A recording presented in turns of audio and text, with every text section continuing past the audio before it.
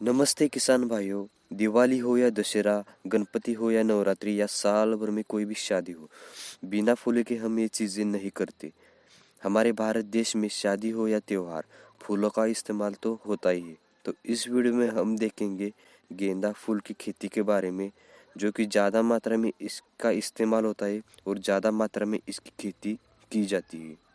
गेंदा फूल का इस्तेमाल त्योहार और शादियों के साथ साथ कई जगह पर होता है, जैसे कि गेंदा फूल की पंखुड़ियों से कैरोटीनॉइड रसायन तैयार होता है, जो कि मुर्गी की खाद में मिक्स करते हैं। इससे अंडों के अंदर का पीला बल्ब होता है, वो और अच्छे से तैयार होता है। दूसरी बात, गेंदा की पंखुड़ियों से नेचुरल रंग द्रावण तैयार होता है, जो कि खाद्य पदार्थों को कलर करने में इस्तेमाल होता है।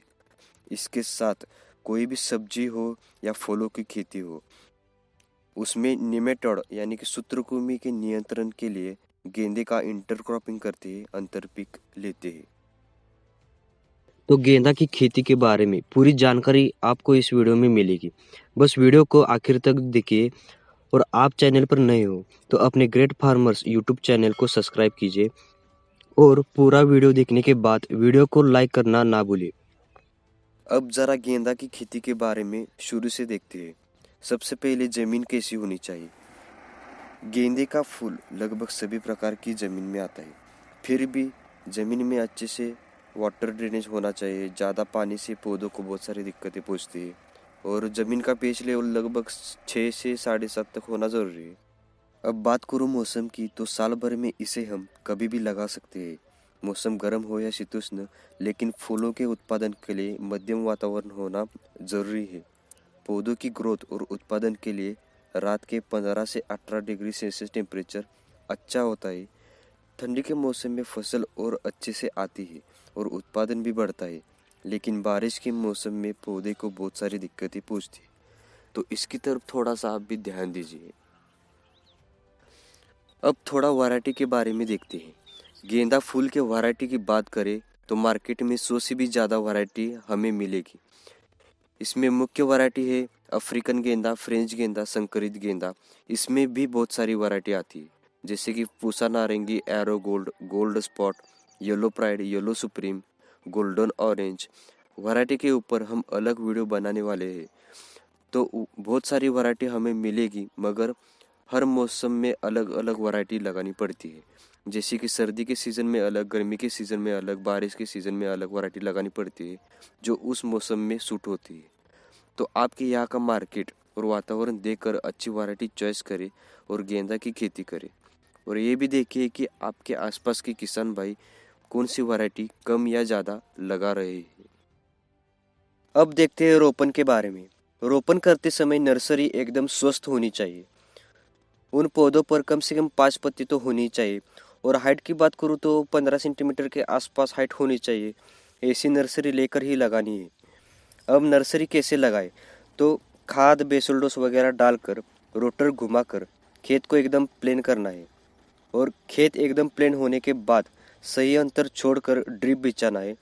और उस ड्रिप के पास जिगजैग तरीके से या फिर एक लाइन में लागत कर सकते हो। इसके अलावा खेत प्लेन होने के बाद बेड वगैरह बनाकर मल्चिंग ड्रिप बिछाकर उस पर भी लागत आप कर सकते हो। वो आपके बजट के ऊपर डिपेंड है। लागत करते समय पौधों की हाइट बढ़ती है तो जिगजैग तरीके से लागत कीजिए, या फिर पौधे का नीचे का हिस्सा बड़ा होता है, मतलब नीचे का घेरा बड़ा होता है, तो एक लाइन में लागत कीजिए। और दो पौधों के बीच का अंतर 1 से 1.5 फीट होना जरूरी है। इससे फोटोसिंथेसिस की क्रिया सही तरीके से होगी। इस तरीके से जमीन और मौसम देखकर ही लागत कीजिए। अब महत्वपूर्ण बात आती है खाद्य व्यवस्थापन की। तो शुरुआती अवस्था में रोपण होने से पहले कौन कौन से खाद डालने हैं, इसके बारे में थोड़ा सा देखते हैं। तो जमीन की मेहनत करते समय 20 टन कंपोस्ट गोबर का खाद, सड़ा हुआ गोबर का खाद 1 एकड़ के हिसाब से डालना है। ध्यान दीजिए, 20 टन के आसपास होगा तो चलेगा, 1 एकड़ के हिसाब से।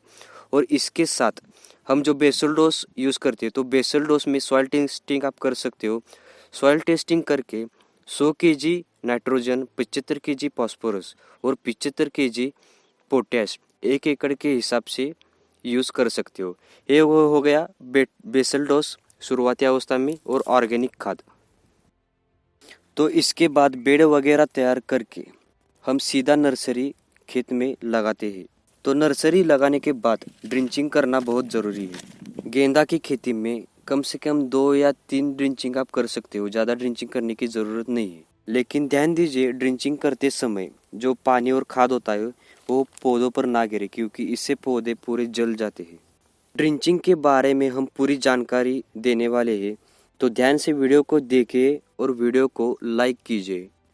तो रोपण होने के बाद दूसरे दिन NPK 13-40-13 2 kg, ह्यूमिक एसिड 500 ग्राम और कार्बेंडिज्म 250 ग्राम 1 एकड़ के हिसाब से पानी में मिक्स करके दीजिए। रोपण होने के बाद चौथे दिन पर बायोजाइन drip tonic 1 litre, germinator 1 litre और NPK 12-61 3 या 4 kg 1 एकड़ के हिसाब से पानी में मिक्स करके पौधों की जड़ों में दीजिए। इसके साथ तीसरा ड्रिंचिंग रोपण होने के 8वें दिन स्टेमरिज टॉनिक 1 लीटर, NPK 19-19 2 या 3 kg 1 एकड़ के हिसाब से पानी में मिक्स करके दीजिए। ये सब ड्रिंचिंग प्रति एकड़ के हिसाब से पौधों की जड़ों में देना है। ये ड्रिंचिंग आप 500 लीटर पानी में मिक्स करके दे सकते हो। अब ड्रिंचिंग खत्म होने के बाद आप ऊपर से भी खाद दे सकते हो, या फिर आपके पास ड्रिप हो तो ड्रिप से भी खाद दे सकते हो। ध्यान दीजिए, ऊपर से खाद देते समय सीधा जड़ों में खाद नहीं डालना है। जड़ों से 5-6 सेंटीमीटर का डिस्टेंस छोड़कर वहाँ पे खाद डालना है और पानी छोड़ना है, क्योंकि ज़्यादा जड़ों में खाद डालने से जब पौधे छोटे होते तो पौधे पूरे जल जाते। तो 5-6 सेंटीमीटर का अंतर छोड़कर वहाँ पर खाद डालना है और पानी छोड़ना है। अब ऊपर से खाद कौन कौन से देने हैं इसके बारे में देखते हैं। तो ऊपर से खाद देते समय आप 10-26-26 का इस्तेमाल कर सकते हो। Single super phosphate, MOP, DAP का इस्तेमाल आप कर सकते हो। खाद का इस्तेमाल फसल की स्टेज देखकर ही कीजिए, क्योंकि ज़्यादा खाद होगा तभी भी दिक्कत आएगी और कम खाद होगा तभी भी दिक्कत आएगी। इसलिए खाद भी मेंटेन करना बहुत ज़रूरी है। अब ड्रिप से खाद देते समय वाटर सोल्यूबल खाद का इस्तेमाल करना है। उसमें सबसे पहले हफ्ते में एक बार NPK का ग्रेड देना ही, कौन सा भी NPK हो, NPK 12-61 हो, 19-19 हो, 13-40-13 हो, ऐसा कौन सा भी NPK हो, हफ्ते में एक बार देना ही है। शुरुआती अवस्था में 3 से 4 kg और बाद में 4 से 5 kg NPK हफ्ते में एक बार आप दे सकते हो। इसके साथ माइक्रो न्यूट्रिएंट्स और कुछ टॉनिक्स भी मिलते हैं, तो उनका भी बीच बीच में इस्तेमाल करना है। इससे पौधों की ओवरऑल ग्रोथ आसानी से होती है। लेकिन ध्यान दीजिए, आपके पास ड्रिप हो तो हफ्ते में एक बार NPK का ग्रेड जरूर दीजिए। गेंदा के पौधों की हाइट आसानी से बढ़ती है और हाइट बढ़ने से प्रोडक्शन भी कम आता है, तो हाइट को कंट्रोल करना बहुत ज़रूरी है। हाइट कंट्रोल करने से नीचे से नई शाखाएं आती है और पौधों का घेरा बन जाता है और इससे प्रोडक्शन भी बढ़ता है। तो हाइट कंट्रोल करने के लिए पहली कली आती है तो उसे सिर्फ कट करना है, बस इतना ही, ज़्यादा कुछ करने की ज़रूरत नहीं। जब पहली कली आती है तो उसे सिर्फ कट करना है, इससे नीचे से नई शाखाएं आएगी, पौधों की नीचे से साइज बढ़ेगी और प्रोडक्शन भी बढ़ेगा। बाद में जो कली आएंगी उनका बड़ा फूल होने तक इंतज़ार करना है और हार्वेस्टिंग करना है। जब फसल 15 से 20 दिन की होती है तब छोटा छोटा खरपतवार आता है, तो उस खरपतवार के नियंत्रण के लिए पावर टिलर होता है 4 या 4.5 फीट का, तो पावर टिलर खेत में चलाना है। इसका फ़ायदा क्या होगा, तो खेत में जो खरपतवार होता है वो हट जाएगा और गेंदा की पौधों को मिट्टी का सपोर्ट मिलेगा। ध्यान दीजिए कि 2 लाइन में कितना अंतर है और वो अंतर देखकर ही पावर टिलर चलाइए। अब वाटर मैनेजमेंट की बात करें तो इसे ज़्यादा पानी देने की ज़रूरत नहीं है। 3-4 दिन में एक बार या फिर रोज़ देना चाहते हो तो रोज़ 1 या 1.5 घंटा पानी आप दे सकते हो। रोपण होने के बाद 40 दिन के आसपास हार्वेस्टिंग शुरू करनी पड़ती है। हार्वेस्टिंग करते समय जो गेंदा के फूल पूरी तरह बड़े हो चुके हैं, सिर्फ उनकी हार्वेस्टिंग करनी है। ऐसे करके एक के पीछे एक हार्वेस्टिंग चलती रहती है। हार्वेस्ट किए गए फूल ज़्यादा धूप में नहीं रखने हैं, छाँव में या ठंड जगह पर रख सकते हो। धूप में रखने से फूल जल्दी सूख जाते हैं। अब दोस्तों, महत्वपूर्ण बात आती है कीट नियंत्रण की। मिर्च या टमाटर पर जितने कीट आते हैं उतने तो गेंदा की फसल पर नहीं आते, मगर जो कम मात्रा में आते हैं उनका नियंत्रण समय पर करना जरूरी है। अगर समय पर नियंत्रण ना हो तो फसल पूरी तरह खत्म हो सकती है। तो गेंदा की फसल पर सफेद मक्खी, लाल मकड़ी, एफिड, जसीड, बालों वाली सुंडी, नागाड़ी, थ्रिप्स ऐसे कई सारे कीटों का प्रादुर्भाव होता है। ये कीट पत्तों और फूलों को खाते हैं, इससे फसल की ग्रोथ अच्छे से नहीं हो पाती। तो इसके ऊपर मार्केट में बहुत सारी दवाइयाँ आपको मिलेगी। तो इनके नियंत्रण के लिए एसीफेट 1 ग्राम या डाइमेथोएट 1 ml प्रति लीटर पानी में मिक्स करके एक के बाद एक 10वें दिन पर स्प्रे कीजिए। इसके साथ लाल मकड़ी के नियंत्रण के लिए डाइकोफॉल 2 मिली प्रति लीटर पानी में मिलाकर स्प्रे कीजिए। दोस्तों, इसके अलावा कराटे, इमामेक्टिन बेंजाइड, इमिडाक्लोरोफिड, लैम्बडा साइरोथ्रिन, एक्टेरा ऐसी दवाइयों का इस्तेमाल करके भी आप कीटों का नियंत्रण आसानी से कर सकते हो। लेकिन स्प्रे करने में देर ना हो, इसकी तरफ थोड़ा सा ध्यान दीजिए। समय पर स्प्रे कीजिए। गेंदा की फसल पर कीटों के साथ फंगस का भी अटैक होता है, जैसे कि डायबैक। हमारे यहाँ इसे मर कहते हैं। इसके लक्षण ऐसे हैं कि पत्तियां पीली पड़ती है, जड़ें सड़ने लगती है और पौधा सूख जाता है। इसके नियंत्रण के लिए सबसे पहले वाटर ड्रेनेज अच्छा होना चाहिए। अगर किसी पौधे पर इस फंगस का अटैक हो गया तो उनके नियंत्रण के लिए कार्बेंडिज्म पानी में मिक्स करके ड्रिंचिंग और स्प्रे कीजिए, आपको अच्छा रिजल्ट मिलेगा। इसके साथ गेंदा की फसल पर ब्लाइट का भी अटैक होता है, हमारे यहाँ इसे करपा बोलते हैं। एक बुरशीजन्य रोग है। इस फंगस का अटैक सबसे पहले पुरानी और नीचे वाली पत्तों पर दिखाई देता है और नीचे से ऊपर आता है।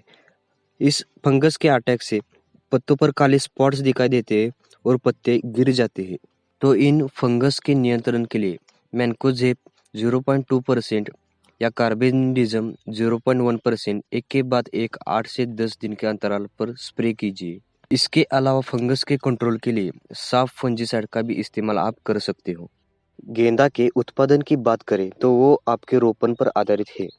आप पौधे जिगजैग तरीके से लगाते हो या सिंगल तरीके से लगाते हो, मगर फिर भी आपका फर्टिगेशन अच्छा है और फंगस और कीटों का नियंत्रण आप आसानी से कर लेते हो, तो लगभग 10 से 20 टनेज के आसपास आप प्रति एकड़ के हिसाब से माल निकाल सकते हो।